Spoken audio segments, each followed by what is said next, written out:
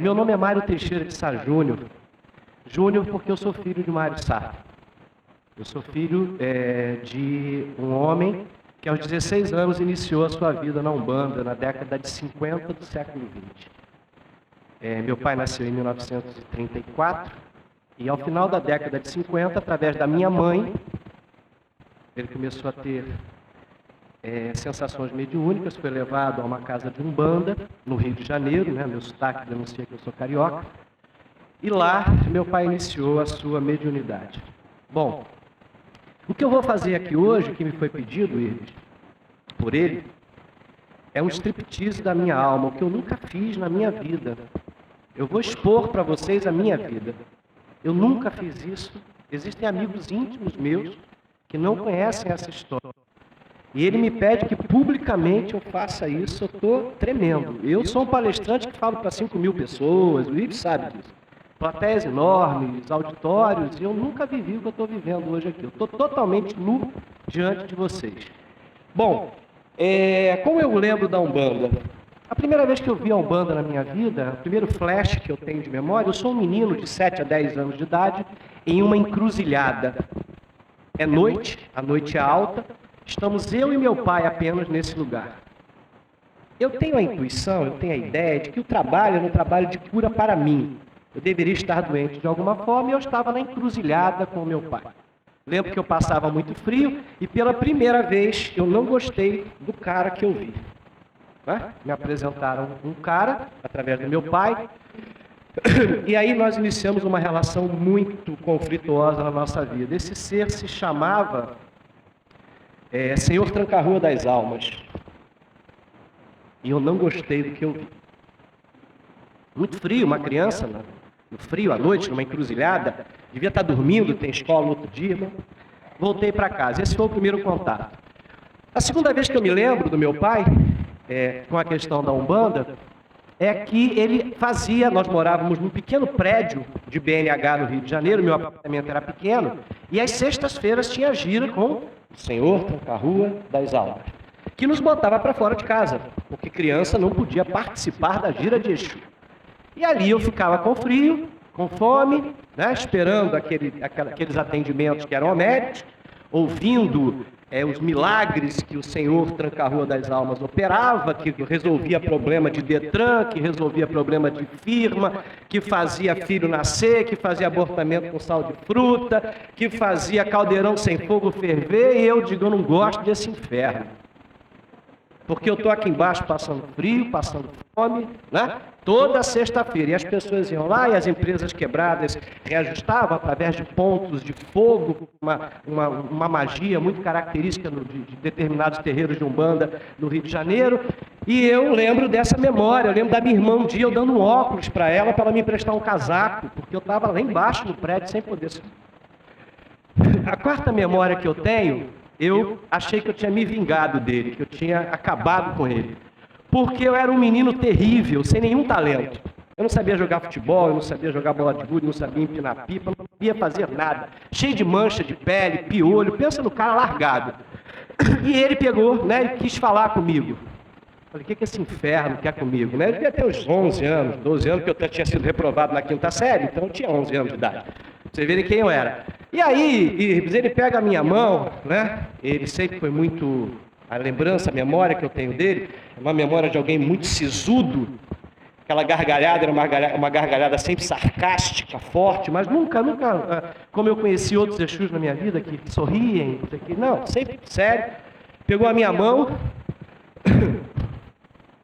pegou um charuto, puxou até a base, botou aquela borra quente na minha mão, quase eu dei um tapa e passou a mão assim na borra, assim, olhou. E aí ele fez uma cara meio de assustada, que eu acho que foi meu pai. Acho que o médium olhou para aquilo, olhou para mim assim, eu olhei.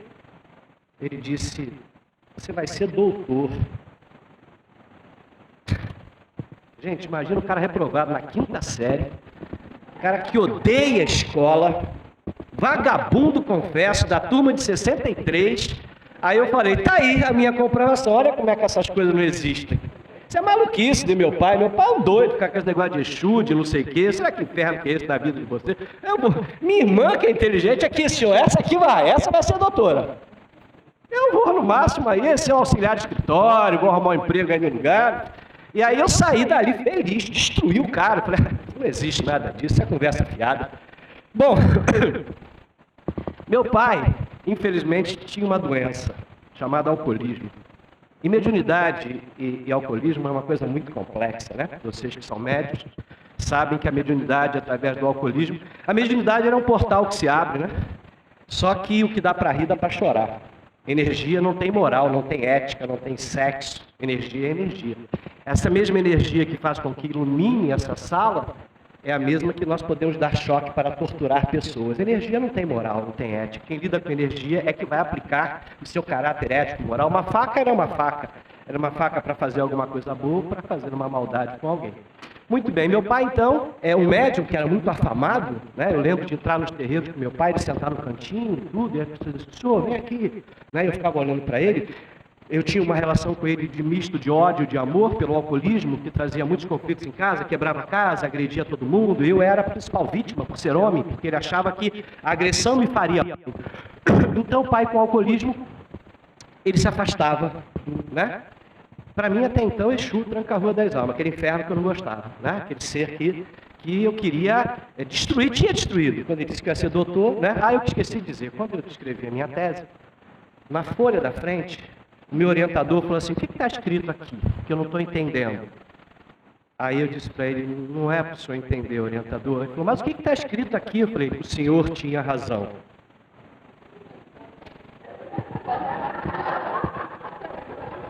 Senhor, podem olhar, vocês entrarem na Unesp, pegarem a minha tese de doutorado, que é sobre feitiçaria, no século XVIII do Mato Grosso, chamado Malungos do Sertão, se vocês abrirem aquela página que tem aquela frase, né? Tá lá, o senhor tinha razão. Todo mundo que olha aquilo diz, o que é isso? Eu digo, nada, não, tá aí, deixa, né? O que eu podia dizer, né? Depois de 40 anos, o cara dizer que eu ia virar doutor e eu me doutorando. Muito bem. Meu pai se afasta, qual é o próximo momento que eu tenho? Já adolescente, trabalhando na Light, empresa de eletricidade no Rio de Janeiro, como office boy, aprendiz, onde toda a minha família, por parte de mãe, trabalhava. Eu chego um dia em casa e vejo meu pai encarquilhado no canto da sala. Aí eu passei e falei, já bebeu o inferno, né? Já está para lá de Marrakech, deixa eu passar direto. Meu pai era aquela relação que você não podia falar olhando nos olhos, senhor de cabeça baixa. Então eu entrei, boa noite. E aí eu vi alguma coisa tipo, boa noite, Luizinho Filho. Falei, que cachaça essa que o velho bebeu dessa vez? Inferno que é esse? Quando eu voltei, ele disse, você me daria algo de fumar? Só quer fumar? Pega aí seu cigarro aí, seu Hollywood, ministro, esses infernos que você fuma aí. Fuma aí. Você não teria um cachimbo para mim? A minha mãe chega do trabalho, meu Deus, o senhor, não sei o que e tal. Quem é esse senhor? Aí a mãe vai lá no lugar, uma caixa de madeira guardada há 1000 anos, pega um cachimbo, pega não sei o que e tal. Ele falou, senta aqui, meu filho, vamos conversar. Meu nome é Pai Benedito de Aruanda. E eu sou um protetor de seu pai. Aí eu pensei, porra, vocês protegem pra caramba, hein? Cara, tá, padre, que coisa, com um protetor como vocês, eu preciso sozinho, me larga na rua que eu vou, né? Ele disse, então, vamos conversar? E ali eu passei 6 meses da minha vida sentado na frente daquele preto velho. Ali eu aprendi ética, eu aprendi moral, eu aprendi autoestima. Foram só 6 meses, foi um curso intensivo. Mas eu sempre sem fé. Ele contava as coisas, não sei o que e tal, ele trabalhava com um copo na frente, ele sempre riscava o ponto dele, botava um copo com água, e através daquele copo com água ele fazia a leitura das coisas que vinham acontecendo, né? E com muita inteligência, muita sabedoria, assim, eu comecei a me afeiçoar por ele. Eu acho que foi a primeira vez que eu me afeiçoei pelo meu pai, através dele. Então a Umbanda me dá esse caminho de afeto através dos pretos velhos, do processo. E aí, eu vivo uma crise. A Light ia mandar os funcionários jovens, menores aprendizes, todos embora, porque estava acabando o contrato de 2 anos. Então eu devia ter 16 anos. E aí eu cheguei em casa, ele estava lá, ele disse, então, como você está, filho? Eu falei, estou bom, vô, está tudo tranquilo. Ele disse, por que você está angustiado? Senta aqui, vamos conversar. E eu sentava sempre no chão, eu tive o privilégio de tê-lo exclusivamente para mim, durante horas, durante dias, e ele, senta, vamos conversar, ele tinha virado um pai para mim. Era a primeira vez que eu tinha um pai, e era meu pai que estava sentado ali, eu nem acreditava em espíritos, eu nem sei se eu acredito, ok? Disse a vocês que eu sou uma pessoa de pouquíssima fé. Eu duvido de tudo, né? Aí às vezes diz assim, sei que quando eu falo alguma coisa, já estou sentindo uma energia, você não é agnóstico, você não acredita em nada, não sei o que e tal, eu digo, mas vai que tem, né? Vai que eu morro e o trem continua lá, aí o quê? Não acreditei em nada, estou perdido, vai pro final da fila para voltar de novo? Não, né? Pobre, burro e feio tem que morrer, as 3 coisas juntas não pode, né? Já sou pobre e feio, mas burro não pode, né? Aí eu vou alisando o negócio. Bom, e aí ele disse, o que que houve? Eu falei, vou ser mandado embora amanhã. Ele disse, o que é ser mandado embora? Eu falei, nós somos um grupo de menores aprendizes, fizemos um contrato há 2 anos, vai acabar, e a Light decidiu que vai mandar todo mundo embora. Aí ele disse, você vai perder o seu fuio, como ele chamava emprego, você vai perder o seu fuio? Eu disse, eu vou perder o meu fuio. Ele disse, senta aqui. Vai ele pro copo dele. E aí ele vai rodando aquele copo, ele olha para mim, sabe, aquela paciência irritante, né? Puxa o cachimbo, né? Vai invadindo a tua alma, né? E sem falar nada, e você olhando, já está envergonhado do que está vendo, sem saber o que é. E aí ele disse, você não vai perder seu emprego, não.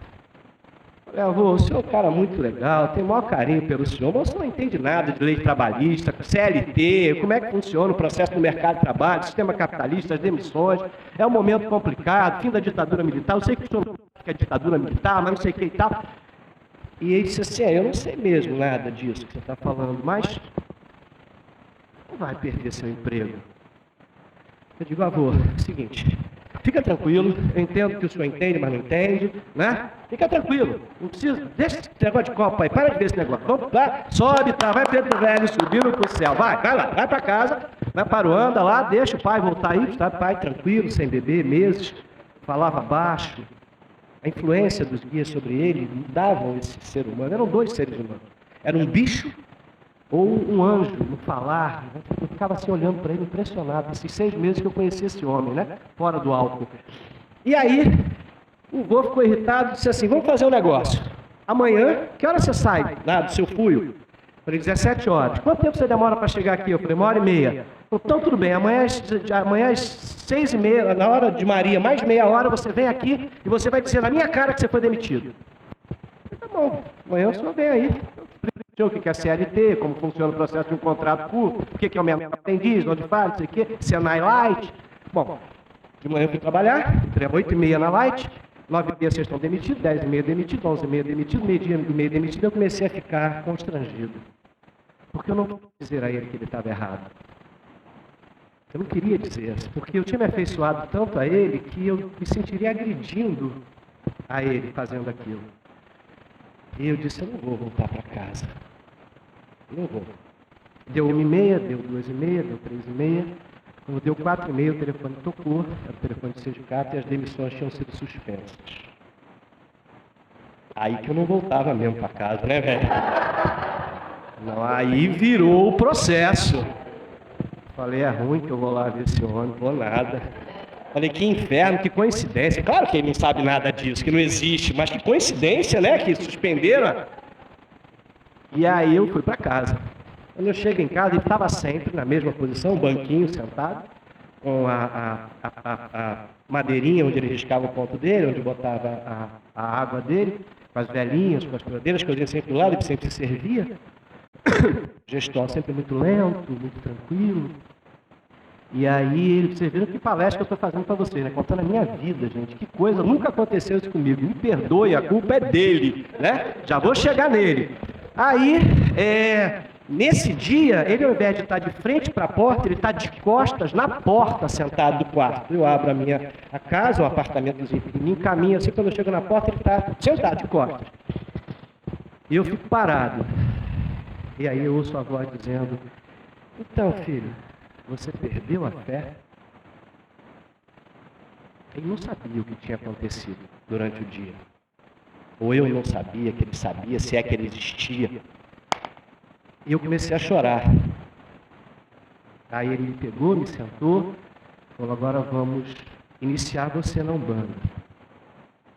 Eu disse, eu sou aquele incompetente da quinta série, você lembra? Foi reprovado, não sei o que e tal, foi reprovado na primeira série, abandonou o ensino médio, eu não entendo nada. Quem é boa de macumba é minha irmã, que é filha de Oxum, tem uma Nossa Senhora da Conceição linda aqui, que vocês cuidam dela. Ele disse, você então bote uma nanga, porque caboclo não é índio para usar tanga. Aí eu disse, traduz para mim, vô, essa história aí. Ele disse, bota uma calça comprida, porque eu não vou botar um orixá na sua cabeça, você de short. Aí eu falei, você vai botar um orixá na minha cabeça? Ele falou, eu não. Muito bem. Botei uma calça comprida, vim, ele pegou um defumador, colocou embaixo do meu pé, eu fiquei parado aqui sentado. E aí tomei um susto, porque daquela figura encantadora, leve, encarquilhada de avô, surge um trem enorme, no mesmo corpo, um trem enorme que corre e cantava, corre terra, corre mar, até que cheguei na minha país, mas hora viva, Oxóssi na mata, que a folha da Jurema ainda não caiu. Eu disse, what coisa is that? O que vem a ser isso? E corre, bate na porta, e bate no peito. Falei, rapaz, voltou a beber. Voltou a beber, escondido, voltou a beber. E aí eu tive contato, o primeiro de 2 contatos únicos com... É engraçado a Umbanda, porque quando a gente fala Oxóssi, os candomblecistas dizem, não é orixá. Eu digo, não, a gente está falando de outra coisa. Quando a gente fala Oxóssi. E aí eu conheci o Oxóssi da Pena Azul, que era o guia do meu pai, que não incorporava nele há mais de 20 anos, devido ao problema do alcoolismo e devido a ele se dedicar muito ao Exu. Existe uma rixa entre seu tranca-rua e seu Pena Azul. Ele botou a mão na minha cabeça, me encostou e eu comecei a tremer. Esse foi o primeiro contato com aquele que me guiaria durante o meu tempo de mediunidade, da qual eu me afastei com 40 anos, tenho 56, apesar do corpinho de 55, né, quase um garoto, que foi o caboclo da cobra coral, e se tornou meu guia espiritual, e eu conheci seu Pena Azul naquele dia. Esse namoro com a Umbanda acabou. Rapidamente meu pai voltou a beber. E ele, como fazia, segundo relatava minha mãe, sempre voltava ao alcoolismo, ele jogava pela janela o altar que havia sido construído para aquele momento. Pela janela, no 3º andar. Então, como o vô disse uma vez, a gente entra pela porta e sai pela janela nessa casa, né? E parecia que ele sabia, o vô disse, fizemos esse encontro com a vibração do caboclo, foi a vibração, eu tinha 16 anos no primeiro encontro, mesma idade do meu pai que se inicia com o seu Pena Azul. E aí, o vô disse para mim, eu vou te ensinar a ter evidência. Ele fazia isso com velas, botava velas em posições, eu organizava as velas para que eu olhasse por cima dela, através de ângulos, não sei o que e tal. E meu pai era analfabeto, ok? Não entendia nada de física, de química, nada disso. E aí eu saquei aquela coisa e falei assim, é assim que eu olho, que eu leio a vida. Tá? Então eu vou te preparar enquanto médium, porque o médium ele tem que ser desse jeito, não tem essa coisa de confiar que o guia vai fazer, você tem que ser preparado, você tem que isso, tá? Muito bem. E você vai procurar um terreiro. Eu fui atrás de um terreiro, e quando eu vi, eu estava dentro de outro terreiro, que não era aquele terreiro, onde eu iniciei com Ayrton Perlingeiro, discípulo daquele médium Zélio de Moraes de Niterói. E lá eu iniciei. Fiquei na Umbanda até 21 anos me tornei espírita, porque eu achava que aquilo era uma coisa mais intelectualizada, mais inteligente, né? Que Umbanda era coisa de pé grande, era coisa de gente ignorante. Fui para o espiritismo, me tornei orador espírita, corri um tempo, me decepcionei com o espiritismo, saí e aos 30 anos voltei para a Umbanda, fiquei até os 40 anos. E fui vivendo. Vivendo lá com os guias, com a caminhada, hora sai, hora entra, sempre com pouca fé. E aquilo, eu estou perdendo um tempo enorme nesse lugar, gente, pelo amor de Deus, não é dar futuro. E nesse caminho, meu pai volta ao alcoolismo e eu me caso com 19 anos para fugir de casa. Para fugir de casa. Com 21, eu entro na casa dele pela última vez. Ele me tira da casa que eu estava morando, né? Ele briga comigo, eu jamais levantei a voz para falar com ele. Mas eu lembro que quando eu fecho aquela porta, eu tinha 21 ou 22 anos, eu digo, nunca mais o Senhor vai me ver. E o Senhor vai ficar com esse inferno desse Exu, que me disse uma vez, isso eu estou falando comigo, sem ele, que me disse uma vez que ia para a sarjeta com o Senhor. Que me disse uma vez que a mão de Exu é aquela que dá com uma e pega com outra. Pois vocês dois vão para o inferno. E fui embora. Nunca mais vi meu pai. Eu não enterrei meu pai. Quando você começou a falar do seu pai, eu comecei a ver um pouco do sentido dessa fala de hoje, né? De uma forma intuitiva, você vem me trazendo um pouco a razão dessa fala. Eu nunca mais vi meu pai. E é a maior dor que eu tenho na minha vida. Porque ele me presenteou com uma das melhores coisas, que foi a Umbanda. Com tudo que ele tinha, ele me deu a Umbanda de presente. Né? Ele me iniciou no caminho que eu vou morrer falando sobre ela na academia, que você sabe que é onde eu falo. Porque falar aqui é o Irves, né? Esse senhor fez um discurso belíssimo, todos vocês. Eu quero falar onde a Umbanda não chega, onde a gente é tratado de forma... Então, é a academia, onde a gente é ridicularizado, tratado como religião menor, né? Agredido por determinadas seitas novas religiosas que estão por aí. Ontem eu estava numa mesa, aqui na Rames, reunião de antropologia de Mato Grosso do Sul, uma mesa chamada Os Desafios da Direita Evangélica, de como lidar com essas pessoas que nos tratam como se fôssemos criminosos, diabólicos, etc, etc e tal. Muito bem, vamos aí deixar o tempo passar e essa dor, ela fica fechada em mim. Uma única vez na vida eu recebi um CD de um aluno e eu sentei à noite na minha casa, lá na Tijuca, no Rio de Janeiro, e eu abro um champanhe, um Prosecco. Já era professor, jogava um pouquinho melhor. E aí eu estou sozinho, a minha ex-esposa tinha ido dar aula em Niterói. Eu abro aquele Prosecco, começo a beber aquele vinhozinho frisante, e 2 copozinhos daquilo, já tomei soltinho, né? E boto o CD para tocar da Maria Bethânia, aí vem uma música do Roberto Carlos, meu pai era um grande amante do Roberto Carlos. Todo final de ano ele dava à minha mãe um LP do Roberto Carlos de presente, era ritual aquilo. Minha mãe tinha todos os LPs do Roberto Carlos. E aí, esse é o único momento que eu lembro assim de me permitir algo de sentimento. A Bethânia começa a cantar a música de Roberto Carlos, quando ouço as canções que você fez para mim. E essa música tem o refrão. Quando começou a tocar, eu já lembrei dele. Que eu vi Roberto Carlos e Martim da Vila, é lembrar do meu pai. E aí tem o refrão diz: é tão difícil olhar o mundo e ver que ainda existe. Pois sem você, meu mundo é diferente. Minha alegria é triste. O único momento, Irbes, que eu lembro de ter me permitido ter saudade dele, porque até então era ódio, e eu usava esse ódio ao Senhor Tranca-Rua das Almas, dizendo a vocês quem me mandou falar hoje aqui. Ok?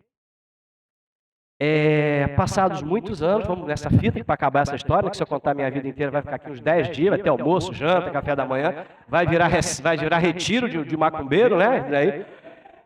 Bom, no final do ano passado, nós chegávamos da Bahia e eu vivi a maior dor da minha vida. A maior dor de toda a minha vida. Eu sou pai de 3 filhos. Aliás, a partir de anteontem, eu sou avô de uma neta. Sonhei ter filha a vida inteira, a vida nunca me deu uma filha. A que nós tivemos, a gestação se perdeu. E hoje eu tenho uma canguruzinha australiana que se chama Noelle. Está com 2 dias de nascido do meu filho mais velho. Então, estou vendo meu sonho nos filhos, que é melhor do que nós, né, em nós. E os meus filhos são quase tudo na minha vida. Quase tudo na minha vida. E eu chego no dia 28, nós chegamos da Bahia, fomos visitar um casal de amigos, conhecer os terreiros, fazer o meu trabalho de campo de pesquisador e viajar. E a minha ex-mulher me liga e diz que meu filho tinha sido preso, indo para uma festa rave, com drogas no bolso, meu caçula. Quem é mãe ou pai aqui, eu dava a vida para não ter o que ouvir aquilo. Não é nem enfrentar aquela realidade, é ter que ouvir aquilo. Eu disse, onde ele está? Ele está no Paraná. Saiu para uma festa, final de ano, e aí a barraca, era uma barraca de 5 meninos, e a droga dos 5 meninos ficou na barraca, e ele foi preso com aquela quantidade de drogas, e o delegado qualificou como traficante. 20 anos. E meus filhos são tudo na minha vida, eles continuam sendo. Nós temos direito ao erro, o erro é humano, né? Redimir-se dele é que é importante. E aí esperamos o dia seguinte, o juiz não os liberou, e eu fui para o Paraná. Ele já tinha sido transferido para um presídio, depois que ele sai da audiência de custódia, eles vão para o presídio. Então eu fico imaginando o meu caçula, meu menino que nasceu de 30 semanas, que passou 62 dias numa incubadora, que era tratado feito um rei, não sei o quê, num presídio. A minha vida acabou. Acabou. E eu estava de férias e passei todos os dias nessa cidade de Mafra. Fui visitá-lo, comecei a viver. Eu faço uma palestra que hoje está na 37ª edição, tem mais 30 marcadas, não, perdão, 26 marcadas para esse ano, chamada Todo Camburão Tem um Pouco de Navio Negreiro. É essa experiência que eu falo aos jovens, porque eu precisava gritar ao mundo esse erro que ele cometeu, e no sentido educativo, porque eu sou professor. Então eu queria dizer a ele para eles não cometerem esse erro e construir essa palestra que está fazendo um sucesso super, né? Essa semana que vem, eu acho que eu volto. Campo Grande não, né, bebê? Agora não, né? Três Lagoas, tem um monte de lugares. Bom, e aí, vocês vão perguntar, tá tão bonita a história, você, né? Legal, o Exu que você não gosta, não sei o que, tá? Onde entra essa história? Eu vou visitar meu filho está preso 7 dias, 14 dias. Quando tem 17 dias que ele está preso, eu já estou tomando diazepam. Eu começo a andar pela rua. Aí eu esqueci de dizer a vocês, a minha mediunidade é uma mediunidade de cheiro. Como eu identifico os meus guias? Eu sinto os guias pelo gosto da boca e do corpo. O meu corpo tem um gosto. Então, se eu cobra coral, ele faz um gosto aqui no meu peito. O vô, ele me dá uma tosse, ele faz... Então, eu estou andando, eu digo... Fala aí, vô, né? Vamos tentar antenar aí. O que houve? Né? Eu chamo o vô, pai Francisco do Congo. Eu chamo o vô, que é o meu preferido, que é o que cuida. Né? Seu cobra coral nunca falou comigo, Ibis. O meu guia espiritual nunca me dirigiu a palavra. Ele disse que eu ia aprender com ele por osmose. Ou seja, ele iria incorporar quando ele fosse, eu ficaria com o sentimento dele, aprenderia com a energia dele, sem fala. Ele falava com todo mundo, mas comigo nunca falou. E aí... nesse processo em casa, eu tinha chamado o vô, desesperado, para soltar o João. Tenho aqui uma testemunha, veio o seu Exu Marabô e disse assim, vai ficar preso. Aí eu falei, né, isso através da minha mediunidade. Eu falei, você é louco, velho? Solta meu filho. Ele disse, não vai ficar preso, você não está sabendo educar. A gente vai dar uma surra nele de santo, ele é filho de santo também, filho de pena azul. A gente vai dar uma surra de santo nele, que esse guri vai sair de lá certinho, vocês vão ver, vai acabar essa palhaçada. Não, tira meu filho, tira meu filho, tira meu filho. Não tira, não vamos. Aí vem o boiadeiro, vai ficar desse jeito, se fosse para mim eu esculachava mais ainda, não sei o que e tal. Fica tranquilo, está seguro. Isso pela minha boca. Gente, eu estou com o filho preso. Bom, 16º dia, segunda-feira, eu caminho pela rua e eu sinto o gosto de diesel queimado com cheiro de pneu de caminhão fritando. Traduzindo para os senhores e para as senhoras, para as senhoritas e senhoritos, é o cheiro do seu tranca-rua das almas. E ele, me perdoe um palavrão, Irbis, porque ele sempre me chamou de filho. Era assim que ele me chamava. Ele falou, então, filho da puta, eu estou andando na rua. Aí eu disse, o quê? 40 anos sem ver esse inferno, nesse momento da minha vida ele vem? E aí ele diz, então, é a hora da gente acertar as contas. Eu falei, não tenho nada com o senhor, isso é cabeça com cabeça maluquice, né? Eu acho que essas coisas não existem, senhora. Eu acho que a gente é doido, esses espíritos não tem nada, mas a gente é doido, cara. E eu falei, não tenho nada para falar com o senhor, eu estou aqui com meu filho desgraçado, minha vida não sei o que e tal. Ele disse, então, você lembra quando, porque eu digo para todo mundo, ele é testemunha disso, eu disse, seu tranca-rua dizia que ia levar meu pai para a sarjeta. E levou. Você lembra que você a vida inteira falou que eu ia levar o seu pai para a sarjeta? Eu disse, claro que eu lembro, o senhor levou? Ele falou assim, eu nunca lhe disse isso. Disse? Ele disse, não. Eu disse a você que eu ia com seu pai para a sarjeta, porque eu ia acompanhá-lo durante toda a vida dele. Quem abandonou ele foi você. Não eu. Você o abandonou. Eu disse a você que eu ia com ele até a sarjeta, porque eu ia até onde ele fosse. E eu fui. A segunda coisa é que você explica para as pessoas que eu lhe ensinei o que é mão de Exu. Que eu que eu dou com uma mão e eu recebo com outra. Isso é verdade. Tudo que eu vi o senhor dar, o senhor tomou. As 3 Kombis que o senhor deu para meu pai, meu irmão morreu, o senhor tomou as Kombis. E se você entende errado, irmão de Exu. O Exu não dá nada, são vocês que pedem. O ônus do pedido é de vocês. Eu apenas realizei um desejo mágico, só que às vezes quando se mexe com magia e alquimia, aquilo que é feito de uma forma que não deveria seguir os trâmites normais, a vida te cobra. E a vida cobrou dele. Não fui eu que fiz isso. Pois bem, seu filho da puta, eu vou resolver o seu problema, porque tem uma coisa que eu sei que você tem, que você acredita em mim. Eu digo, não acredito em nada no senhor, nunca nem. Ele falou, você sabe que eu sou capaz. E aquele gosto, andando pela rua de Mafra, Santa Catarina. E aí eu disse, tá bom, o que o senhor quer? Ele disse, eu solto ele em 2 dias. E aí eu disse, mas ele pode ser solto a qualquer momento. Aí como é que eu vou saber se é o senhor ou se não é o senhor? Isso é maluquice da minha cabeça, porra, não existe. Aí a gente está com pedido de habeas corpus, está com aí 40 mil que eu já tinha gasto com advogado, é filho de classe média, vai sair, não sei o que e tal. Eu disse, não, eu vou fazer de um jeito tal que você não vai ter dúvida que sou eu. E aí eu quero que você retribua fazendo uma coisa para nunca mais essa tua língua bandida, filho da puta, abrir a boca para falar de mim. Eu disse, o senhor solta o meu filho? Ele disse, solta. Depois você pode editar, botar pi no filho da puta, tá? Segunda-feira. Quarta-feira é dia de visita. Quarta-feira é dia de visita. É uma humilhação. Você se veste de presidiário do lado de fora. E todo mundo olha você como se você fosse um presidiário. Você também comete um crime. Um familiar seu comete um crime, a família inteira é apenada nesse sentido. E aí você bota a roupa de presidiário e tal. Entrei, sempre as mulheres são revistadas primeiro e eu por último. Quando você entra, você é obrigado a deixar tudo seu do lado de fora, inclusive o celular. E eu estou sentado, óleo diesel queimado e cheiro de pneu de caminhão. Eu digo, ai puta que pariu.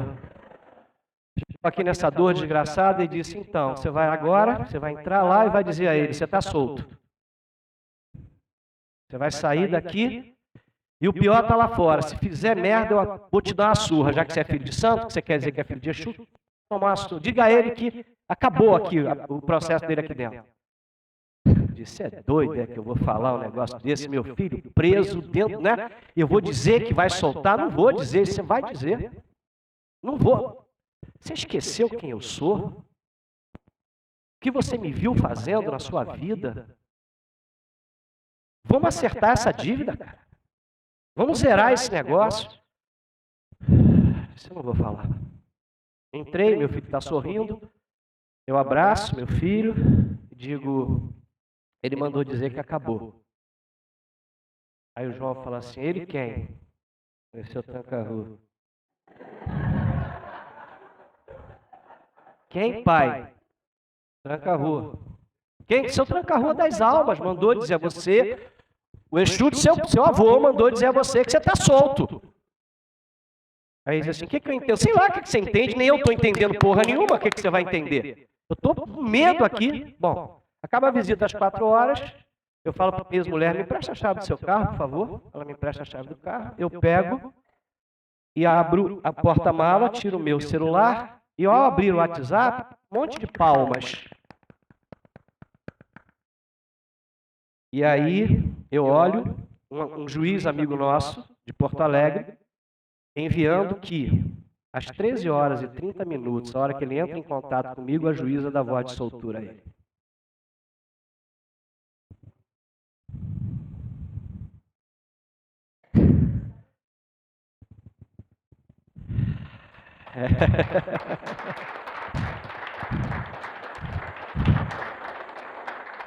Lá o Exu.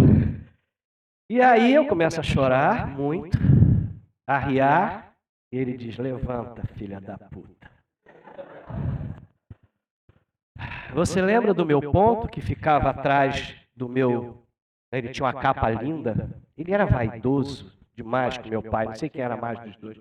Ele ia para o cemitério fazer escândalo de reunir 100 pessoas em volta dele, né? Bom, vocês conhecem ele aqui da casa, né? Você só acha que também que o senhor me enganou, que eu não sabia onde eu estava vindo. Ok, de idiota eu só tenho pena. Muito bem. E ele é, né? um médico e não sei o quê, aquele conhecimento da alquimia, parará, parará, e se levanta. Lembra da minha capa? Eu falei, lembro. Ele disse, você lembra do meu ponto que ficava atrás da minha capa? Uma capa de veludo, preta por fora, vermelha por dentro, com aquela coisa assim, né, meio aquele negócio de vampiro, né?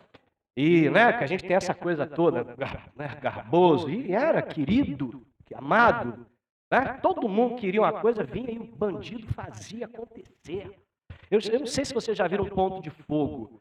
É uma mágica de Umbanda que o cara fazia virar a vida do outro em 3 dias. Uma vez eu vi um bode ajoelhar para ele sacrificar. O bode botou assim, eu falei, vá pro inferno, velho. Pelo amor de Deus, como assim? Né?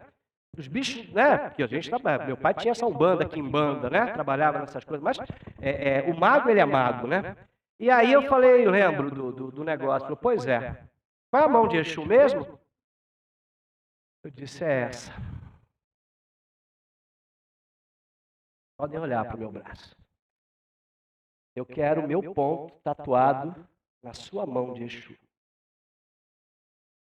Para que você nunca esqueça quem abandonou o pai, quem foi com ele e quem sou eu.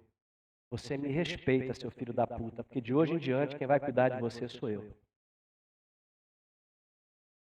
No dia seguinte, eu saio de Mafra, entro no Paraná, e na minha frente tem um tatuador aberto. Eu abaixo os olhos, olha, o senhor está aí de novo, que inferno, né? Já estava indo embora para Dourados, e aí ele falou, para. Eu falei, o cara não vai tatuar, para! Entrei, falei, o senhor é tatuador? Ele falou, sou, mas estou sem máquina. Aí eu falei, viu, está sem máquina, vamos embora. Não, aí o rapazinho lá dentro, não, mas eu pego a máquina em 5 minutos, só espera. Eu falei, é de Exu também? Você é filho de quem? Qual é o tranca-rua que você... Né? E aí eu falei, peguei o celular, falei, eu quero esse ponto aqui no meu braço. E aí ele fez a marca, vai fazer 1 ano, eu estou com essa marca no bolso. E aí a gente vai vendo como a vida, ela é um processo de aprendizado eterno, né? Eu queria dizer a vocês que a mediunidade, ela é um longo caminho para a salvação, principalmente aos mais jovens. A mediunidade é um longo caminho para a salvação, mas ela é um breve caminho para a perdição. A maioria dos grandes médiuns que eu conheci na vida se perderam, porque é uma missão muito difícil. Mas não confundamos o médium com as energias que o acompanham. Eu cometi esse erro. A dor que eu sentia pela doença que o pai tinha me levou a odiar uma entidade. 30 anos depois, entra na minha vida e faz essa bagunça. Meu filho está solto, está respondendo o processo, segue... Ele não era um viciado em drogas, mas socialmente, igual playboy de faculdade. Hoje, segundo ele, eu acredito, ele não usa nenhum tipo de drogas, que ele entendeu a complexidade de lidar com isso e tal. Toda vez que eu tenho alguma coisa grave, vem o cheiro de óleo queimado, vem o gosto de uma cachaça velha na boca do estômago. E, interessantemente, ele voltou a fazer parte da minha vida, né?